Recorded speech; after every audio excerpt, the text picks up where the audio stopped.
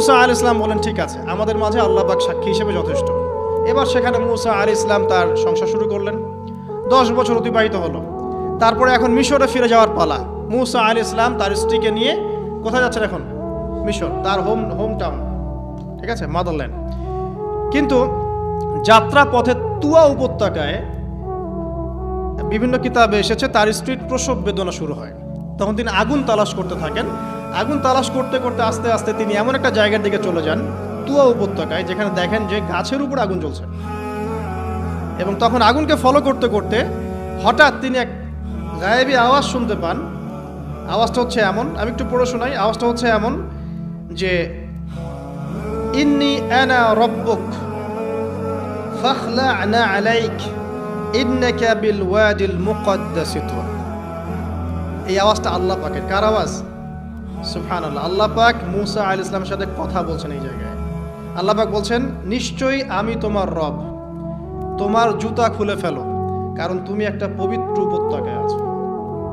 চিন্তা করতে পারেন? ওয়া আনা ইখতারতুকা, এবং আমি তোমাকে বাছাই করেছি হে মূসা, ফাসতামি' লিমা ইউহা, তুমি খুব মনোযোগ দিয়ে শোনো, আমি তোমার কাছে যা ওহী করছি এটা মনোযোগ দিয়ে শোনো। ইন্নানি আনা আল্লাহ, নিশ্চয়ই আমি আল্লাহ। আল্লাহ বলছেন ইন্নানি আনা আল্লাহ, নিশ্চয়ই আমি আল্লাহ। লা ইলাহা ইল্লা আনা, আল্লাহ বলছেন আমি ছাড়া কোনো ইলাহ নেই। ফা'বুদনি, আমার ইবাদত করো।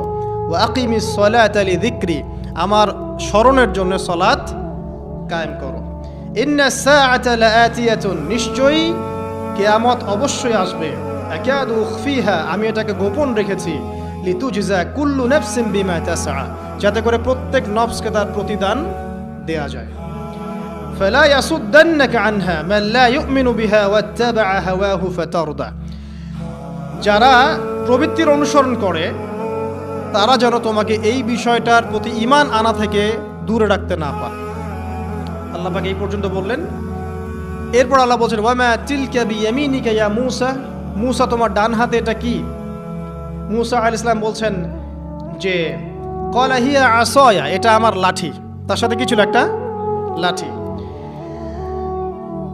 আতাওয়াক্কাউ আলাইহা ওয়া আহুশু বিহা আলা গনামি ওয়া লিয়া ফিহা মাআরিব উখরা, এই লাঠি দিয়ে আমি গাছের ডাল ছাটি, গবাদি পশুদেরকে চড়াই, এছাড়া আমি আমার বিভিন্ন কাজে লাঠি ব্যবহার করি।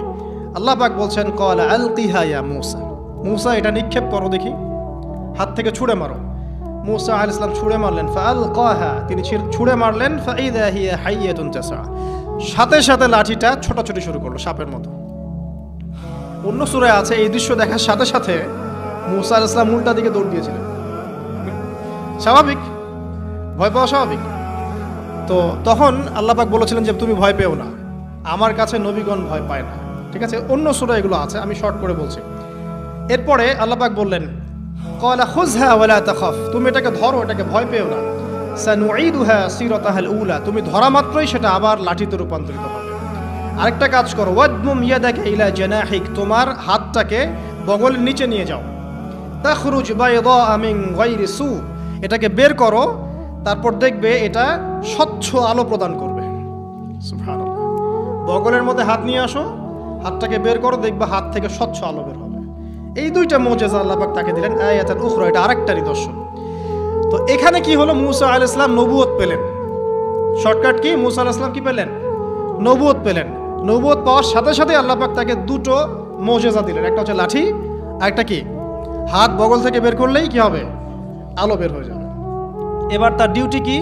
আল্লাহ পাক ডিউটি দিচ্ছেন তাকে যে ইযহাব ইলা ফিরআউন ইন্নাহু তাগা, এবার তোমার কাজ হচ্ছে তুমি ফেরাউনের কাছে যাবে, কারণ ফেরাউন সীমা লঙ্ঘন করেছে। তখন মূসা আলাইহিস সালাম বললেন, রব্বি ইশরাহ লি সদরি, আল্লাহ আমার বক্ষটাকে প্রশস্ত করে দিন।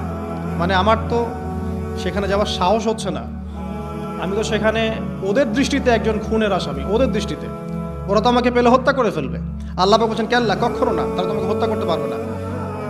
তখন তিনি দোয়া করছেন, আল্লাহ আমার হৃদয়টাকে প্রশস্ত করে দিন, ওয়া ইয়াসসির লি আমরি, আমার কাজকে সহজ করে দিন। ওয়াহলুল উকদাতাম মিন লিসানি, আমার লিসান, আমার জিহ্বায় জড়তা আছে আল্লাহ, এটাকে দূর করে দিন। ইয়াফকাহু কওলি, যাতে মানুষ আমার কথা বুঝতে পারে। এই দোয়া করলেন, কবুল হয়ে গেল।